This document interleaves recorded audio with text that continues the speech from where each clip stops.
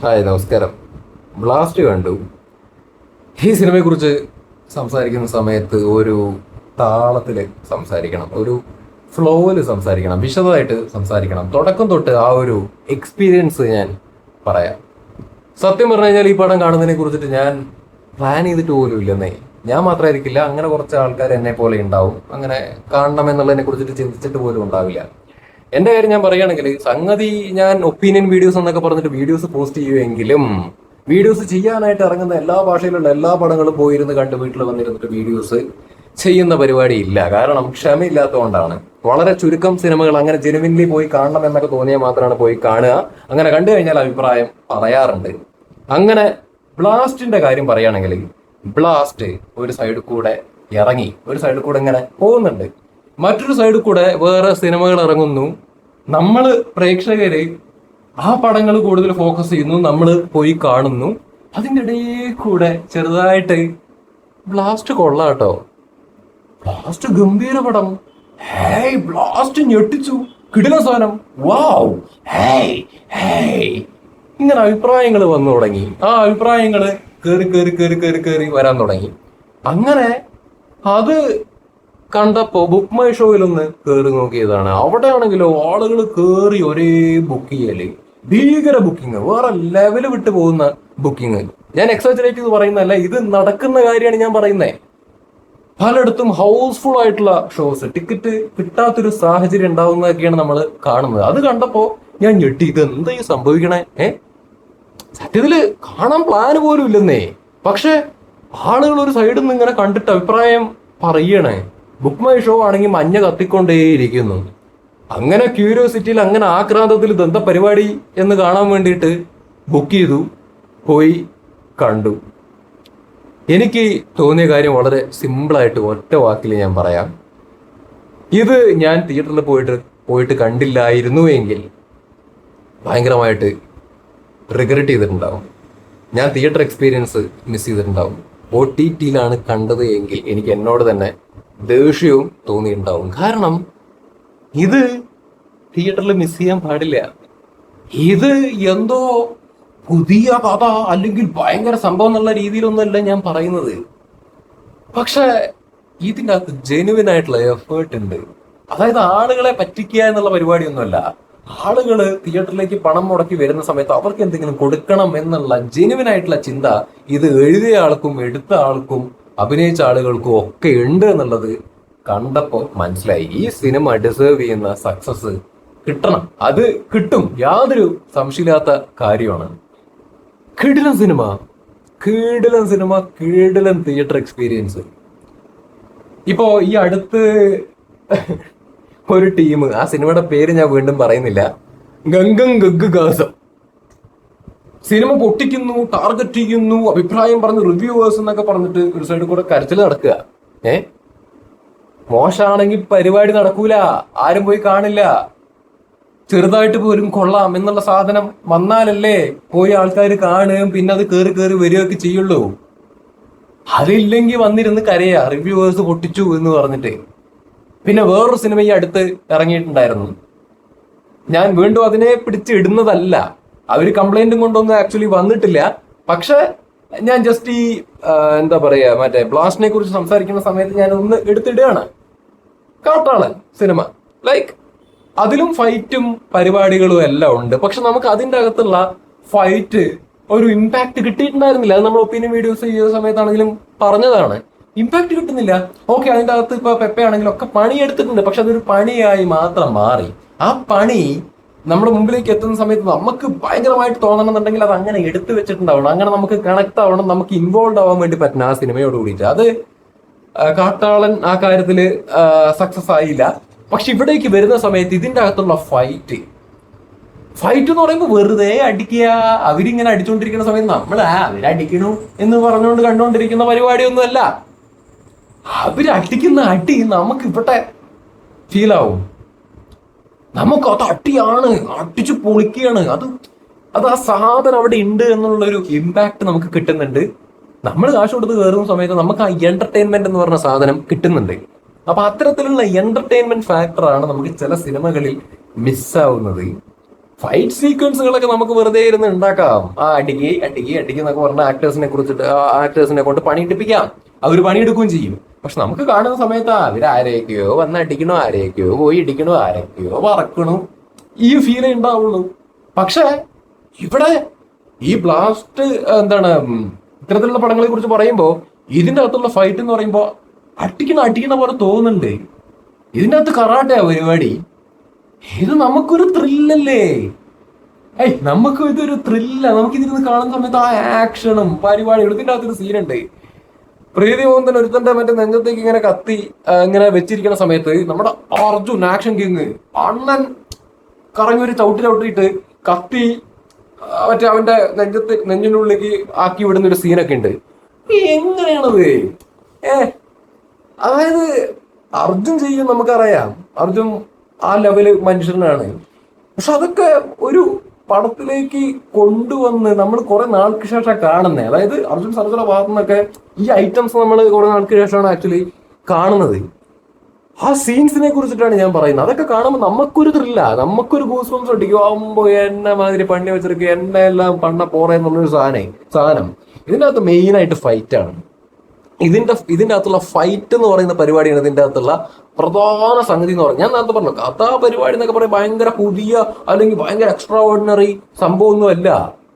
പക്ഷെ ഞാൻ നേരത്തെ പറഞ്ഞ ജെനുവിനിറ്റി ഫാക്ടർ, ആളുകൾ പൈസ കൊടുത്ത് ടിക്കറ്റ് എടുത്ത് വരികയാണ്, അവർക്ക് എന്റർടൈൻമെന്റ് കിട്ടണം എന്നുള്ള ജെനുവിൻ ആയിട്ടുള്ള അവരുടെ ചിന്ത, അവരുടെ ആഗ്രഹം, അത് കൃത്യമായിട്ട് ഇതിൻ്റെ അകത്ത് കാണുന്നുണ്ട്. നമുക്ക് ഇതിൻ്റെ അകത്ത് ഫൈറ്റ് സീക്വൻസുകൾ കാണുന്ന സമയത്ത് തന്നെ നമ്മുടെ കാശ് ലാഭമാവും, നമുക്ക് എന്റർടൈൻമെന്റ് കിട്ടുകയാണ് അവിടെ. ഞാൻ വളരെ എൻജോയ് ചെയ്ത് എൻഗേജിങ് ആയിട്ട് കണ്ടിരുന്നൊരു സിനിമ, ആസ്വദിച്ച് കണ്ടിരുന്നൊരു സിനിമ. ലോജിക്കൽ പരിപാടികളൊക്കെ ഉണ്ട്, അത്തരത്തിലുള്ള പ്രശ്നങ്ങളൊക്കെ ആക്ച്വലി ഉണ്ട്. പക്ഷെ അതൊന്നും നമുക്ക് ചിന്തിക്കാനുള്ള സമയം കിട്ടുന്നില്ല, നമുക്ക് ആ ഒരു ചിന്ത പോകുന്നില്ല. നമ്മൾ ചില സിനിമകളെ കുറിച്ചിട്ട് പറയാറുണ്ട്, ലോജിക്കൂല്ല, ഒരു പിണ്ണാക്കൂല്ല, ആസ്വദിക്കാൻ പറ്റുന്നില്ല. അതേപോലെ തന്നെ മറ്റു ചില സിനിമകളെ കുറിച്ച് നമ്മൾ പറയാറുണ്ട്, ലോജിക്കൊന്നൊരു വിഷയമേ അല്ല, നമുക്ക് കണ്ടിരിക്കാൻ വേണ്ടി പറ്റുന്നുണ്ട് എന്നുള്ള ആ കാറ്റഗറി പെട്ടതാണ് ഇത്. ലോജിക്ക് നമുക്കൊരു വിഷയമല്ല, നമുക്ക് ലോജിക്ക് വേണമെന്ന് ഒരു നിർബന്ധമില്ല. ലോജിക്ക് ഇല്ലാതെ ഒരു പടം ചെയ്തു വെച്ചാലും നമുക്ക് കാണുന്ന സമയത്ത് കൺവിൻസിങ് ആയി തോന്നിയാൽ മതി, അല്ലെങ്കിൽ നമുക്ക് എന്റർടൈൻമെന്റ് എന്ന് പറഞ്ഞൊരു സംഗതി കിട്ടിയാൽ മതി. ആ സാധനം ഇതിൻ്റെ അകത്ത് നല്ല രീതിയിൽ കിട്ടുന്നുണ്ട് എന്നുള്ളതാണ്. അർജുൻ ഈ മനുഷ്യൻ ഇങ്ങനെയൊക്കെ എന്ത് പ്രായമുണ്ട്? ഇങ്ങനെയുള്ള കുറെ പരിപാടികൾ നമ്മൾ കണ്ടിട്ടുണ്ട്, കുറെ ഗംഭീര സാധനങ്ങൾ ഇങ്ങേരുണ്ട്. പക്ഷെ കുറച്ച് നാളായിട്ട് ഇങ്ങേര് ഡിസർവ് ചെയ്യുന്നൊരു സംഭവം ഇങ്ങേർക്ക് കിട്ടാത്തൊരു സാഹചര്യം ഉണ്ടെന്നാണ് ഞാൻ മനസ്സിലാക്കുന്നത്. ഈ പടത്തിലേക്ക് വരുന്ന സമയത്ത് അങ്ങേരുടെ സാധനം അത് അങ്ങേരിത് വെടുപ്പായിട്ട് ചെയ്ത് വെച്ചിട്ടുണ്ട്. ആ ഒരു സ്വാഗും ആ ഒരു പരിപാടിയൊക്കെ പടം കണ്ടിട്ടുള്ള ആളുകൾക്ക് അറിയാം. നമുക്ക് അയാളെ കാണുമ്പോൾ ഒരു കിക്ക് കിട്ടുന്നേ. അതേപോലെ പ്രീതി മുകുന്ദൻ, അർജുൻ സർജ പിന്നെ നമുക്ക് ചെയ്യുന്നുള്ളത് അറിയാ. ഞെട്ടിച്ചത് പ്രീതി മുകുന്ദനാണ്. ഷീസ് ക്യൂട്ട്, ഷീസ് ബ്യൂട്ടിഫുൾ, വാവ്, അതൊക്കെയാണ്. പക്ഷെ അതില് ഒതുക്കുക എന്നുള്ള പരിപാടിയല്ല.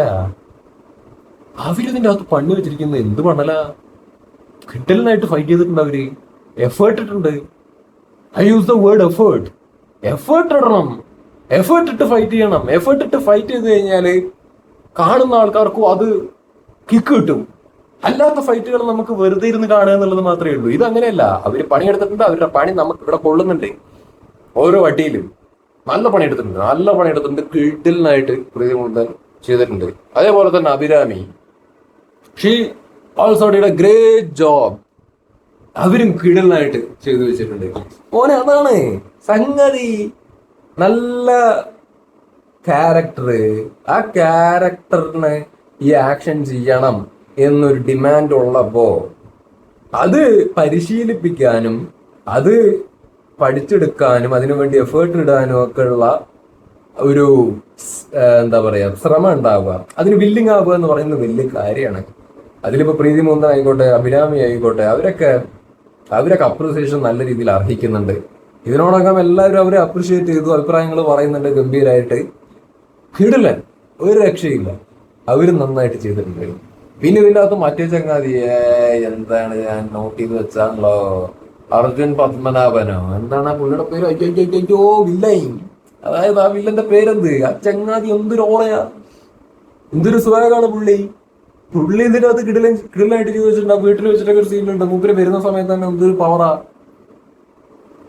കിടില മനുഷ്യൻ. അർജുൻ എന്ന പേര് അർജുൻ പത്മകുമാർ. എന്താണ്? അയ്യോ അയ്യോ അയ്യോ അയ്യോ അയ്യോ അയ്യോ മൂപ്പരുടെ പേര് പെട്ടെന്ന് കിട്ടുന്നില്ല. നിങ്ങൾക്ക് ആളെ മനസ്സിലായിട്ടുണ്ടാവും വിശ്വസിക്കുന്നു. മൂപ്പര് കിടു കിടു കിടിലൻ.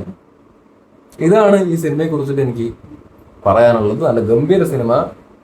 ടിക്കറ്റ് എടുത്തോ, ഫാമിലിയായിട്ട് തന്നെ പോയി കാണാം. ഒരു കുഴപ്പമില്ല. പിള്ളേരെ കൊണ്ടുപോകണ്ട. കാരണം അവർക്ക് വേണ്ട, 18 താഴെയുള്ളവർ വേണ്ട. വയലൻസ് ഭയങ്കരമായിട്ട് നല്ല ഞാൻ പറയണം. പക്ഷെ കുഞ്ഞു പിള്ളേരെ കൊണ്ടുപോകണ്ട. നിങ്ങൾ ഫാമിലി ആയിട്ട് അതല്ലാതെ നിങ്ങൾ പോയിട്ട് കാണും. സുഖമായിട്ട് നിങ്ങൾക്ക് എൻജോയ് ചെയ്യാൻ വേണ്ടി പറ്റും. കിട്ടിലും പടം. ഫൈറ്റ് എന്ന് പറഞ്ഞ പരിപാടി നിങ്ങൾക്ക് താല്പര്യം ഉണ്ട് എന്നുണ്ടെങ്കിൽ അത് കണ്ടിരിക്കാൻ, കരാട്ടെ പരിപാടി ആ ഒരു ലെവൽ സാധനങ്ങളൊക്കെ നിങ്ങൾക്ക് കണ്ടിരിക്കാൻ താല്പര്യമാണ് എന്നുണ്ടെങ്കിൽ ധൈര്യമായിട്ട് നിങ്ങൾ ടിക്കറ്റ് എടുത്തോ. ഒരു തരത്തിലും നിങ്ങൾ നിരാശപ്പെടില്ല എന്ന് മാത്രമല്ല, നിങ്ങൾ നല്ല രീതിയിൽ ആസ്വദിച്ചിരുന്ന് കാണും. പിന്നെ ഫാമിലി സാധനവും ഇതിൻ്റെ അകത്ത് ഉണ്ടല്ലോ, അതുമായിട്ട് ലിങ്ക് ചെയ്തിട്ട് വരുന്ന സംഗതി തന്നെയാണല്ലോ. ഇതിൻ്റെ അകത്തുള്ള പല പല സീനുകൾ സാധനങ്ങളൊന്നും പറഞ്ഞ് ഞാൻ സ്പോയിൽ ചെയ്യുന്നൊന്നുമില്ല. നിങ്ങൾ പോയി കാണും. ഞാനൊരു പ്ലാനും ഇല്ലാതെ പോയി കണ്ടതാണ്. നിങ്ങളും അതേ മൂഡിലാണ് ഇരിക്കണം എന്നുണ്ടെങ്കിൽ നിങ്ങൾ പോയിട്ട് ഇരുന്ന് കണ്ടിട്ട് നിങ്ങൾ എക്സ്പീരിയൻസ് ചെയ്യുന്നതാണ് എനിക്ക് പറയാനുള്ളത്. പിന്നെ ഞാൻ തമ്പനയിൽ കൊടുത്തിരിക്കുന്ന കാര്യത്തിലേക്ക് വരാം. അതായത് ആളെ പറ്റിക്കുന്ന പരിപാടി ഇനി നടക്കൂല. ഒരു പടം എടുക്കുമ്പോൾ നല്ല സ്ക്രിപ്റ്റ് ആണെങ്കിൽ, നല്ല ക്യാരക്ടറൈസേഷൻ ഉണ്ടെങ്കിൽ, അത് നല്ല രീതിയിൽ എടുത്തു വെച്ചിട്ടുണ്ടെന്നുണ്ടെങ്കിൽ, അറ്റ്ലീസ്റ്റ് ആവറേജ് ലെവലിലെങ്കിലും എടുത്തു വെച്ചിട്ടുണ്ട് എന്നുണ്ടെങ്കിൽ മാത്രമേ സംഗതി സക്സസ് ആവുള്ളൂ. നിങ്ങൾക്ക് ഇറങ്ങിയ കാശ് കിട്ടുള്ളൂ. അതർവൈസ് നിങ്ങൾ മൂഞ്ചി തെറ്റും. സിനിമാക്കാരോടാണ് എനിക്ക് പറയാനുള്ളത്. കാരണം ഇന്നത്തെ കാലത്ത് അതാണ് അവസ്ഥ. ഇന്നത്തെ കാലത്തെ അക്സെപ്റ്റ് ചെയ്തിട്ട് മുന്നോട്ട് പോകണം.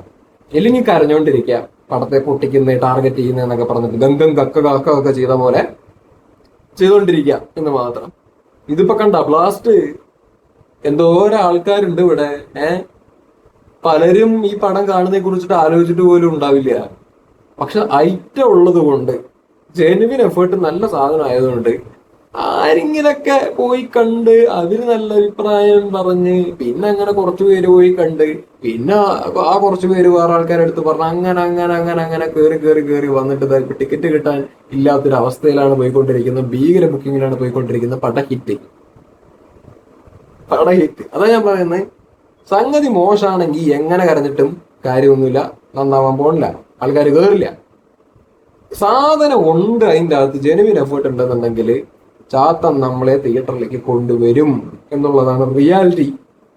ബ്ലാസ്റ്റ് ഇപ്പൊ എന്താണ്? തമിഴ് പടാണ്. ഇവിടെ കേരളത്തില് കണ്ട നല്ല അഭിപ്രായങ്ങൾ ചെറുതായിട്ട് വന്നു തുടങ്ങിയപ്പോഴേക്കും തന്നെ എല്ലാരും പോയിരുന്ന് കാണാൻ തുടങ്ങി. അതാണ് അപ്പൊ ഇവിടെ എന്താണ്, പടത്തെ ആൾക്കാർ നശിപ്പിച്ചു എന്ന് പറയുന്നതിൽ അർത്ഥമൊന്നുമില്ല. നല്ല ഐറ്റാണെന്നുണ്ടെങ്കിൽ കുറെ അവന്മാരുടെ അഭിപ്രായം ഒന്നും മാറ്ററേ അല്ല. എങ്ങനെയെങ്കിലൊക്കെ സാധനം നല്ലതാണെന്നുണ്ടെങ്കിൽ നല്ല അഭിപ്രായങ്ങളൊക്കെ വരും. വന്നിട്ട് അതങ്ങനെ സക്സസ് ആയി പോയിക്കോളും, അതങ്ങോട്ട് ഹിറ്റ് ആയിക്കോളും. ഇപ്പൊ ബ്ലാസ്റ്റിന്റെ കേസിലൊക്കെ അതാണ് ഉദാഹരണം എനിക്ക് പറയാനുള്ളത്. പിന്നെ ആളെ പറ്റിക്കല് നടക്കില്ല എന്ന് പറയാൻ കാരണം മറ്റൊരു റീസൺ ഉണ്ട്. ഈ ഫൈറ്റ് എന്ന് പറയുമ്പോഴേ ഇനി വെറുതെ അടിക്കുക, ആൾക്കാരെ പറപ്പിക്കുക, ഈ പരിപാടിയൊന്നും നടക്കൂല.